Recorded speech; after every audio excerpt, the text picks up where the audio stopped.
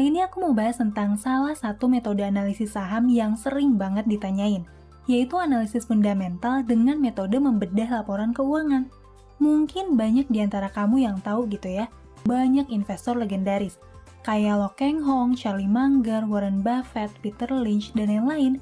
Ada 8 hal nih yang perlu kamu cermatin ketika kamu tuh ngebedah laporan perusahaan.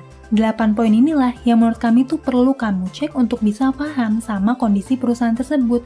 Dengan ngisi 8 poin ini, kamu tuh jadi bisa menginvestigasi laporan keuangan yang mungkin sekilas kelihatan positif, tapi kalau ditelusuri lebih dalam, ternyata banyak kejanggalan nih dalam laporan perusahaan tersebut. Yang pertama, kita mulai dulu dari hal yang paling mendasar. Kita perlu tahu dulu profil perusahaan dan bentuk bisnisnya. Jangan sampai nih, kita tuh investasi ke saham yang bahkan kita nggak tahu bisnisnya apaan. Di laporan tahunan, kamu bisa nih cari tahu tentang sejarah perusahaan. Gimana sih bentuk bisnisnya? Dan juga siapa sih yang ngejalanin bisnis ini? Sekarang kita lanjut ke poin yang kedua. Ketika kamu tuh mau berinvestasi ke sebuah bisnis, kamu perlu tahu juga nih faktor-faktor apa aja sih yang bisa mempengaruhi industri bisnis tersebut. Misalnya nih, kalau bisnis perusahaannya itu adalah properti, ya seenggaknya kamu harus tahu gitu tentang perkembangan harga tanah, suku bunga, proyek pengembangan di area tersebut, dan lain-lain. Begitu juga dengan bisnis yang lain gitu ya. Semua bentuk bisnis tuh punya faktor internal dan eksternal yang perlu kamu cermatin. Semakin bagus perusahaan, biasanya argumen yang disajiin dan data yang ditampilin tuh cukup lengkap dan juga akurat. Sekarang kita lanjut ke poin ketiga yuk. Nah, ini udah berkaitan nih sama laporan keuangan. Cek siapa sih pihak yang mengaudit laporan dan juga cek opini dari auditor. Kamu perlu tahu juga siapa sih auditor atau akuntan publik yang ngaudit laporan keuangan tersebut. Apa yang ngaudit ini adalah pihak yang bisa dipercaya?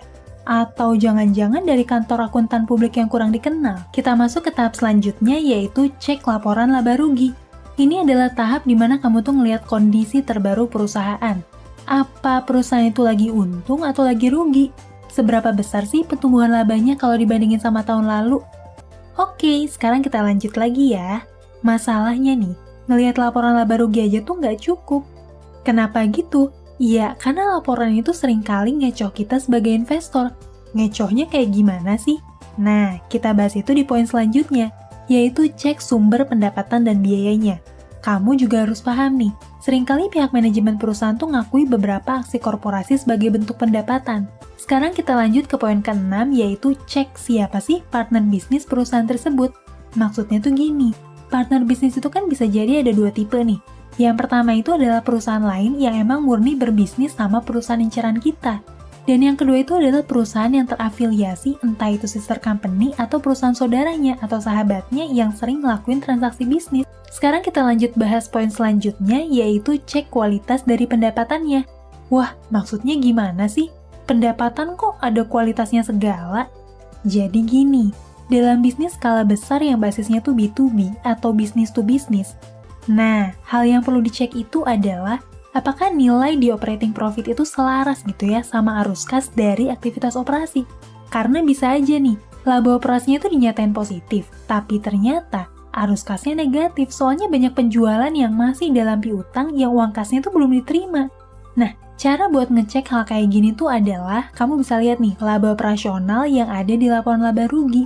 Terus kamu bandingin nih laba operasional tersebut sama kas neto dari aktivitas operasi yang ada di laporan arus kas.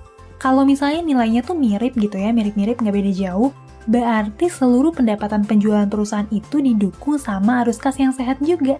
Dan yang terakhir adalah cek likuiditas atau aset lancar dibandingin sama kewajiban lancar dari perusahaan tersebut. Maksudnya gimana sih? Jadi gini, likuiditas itu maksudnya adalah sumber aset yang bisa dengan cepat dicairin dan juga ditransaksiin. Likuiditas itu penting banget buat dicermatin sebagai cerminan gitu ya. Apakah perusahaan tersebut tuh sanggup buat menuhin kewajiban jangka pendeknya atau enggak? Cara ngelihatnya gimana?